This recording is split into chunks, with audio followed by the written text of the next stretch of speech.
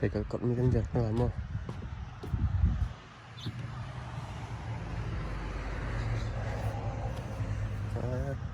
Rất ok. Ô lỗ hết. Cả con cái súng hùm ha. Cầm tầng xoay là cầm tầng xoay là ê cái hành ha con là chúng khen cơ cả cái hình can rắc ra thành cái ông nó cơ đó ha. Ok mình ninh sẽ ok các cầm miếng vàng làm không? Bây giờ đã phân bạc ổ trắng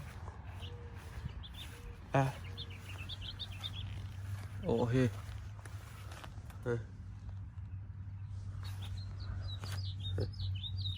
bộ mày mà hê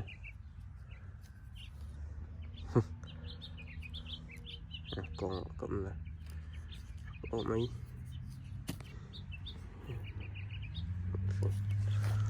let's go thế cái này mình tắt dư được cái gì vậy ok ổ mày ok lấy tăng dư bùi hello hello chứ lấy tăng bắt làm tăng bắt mình chạy cơ chứ tầm khất sắc tôi chụp mặc cả lấy mặc cả con bắt cầm này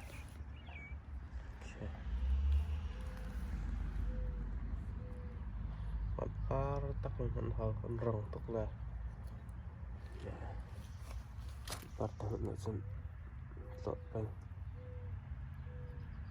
khá lắc lụt cả tăng bắt mình tăng bắt mình này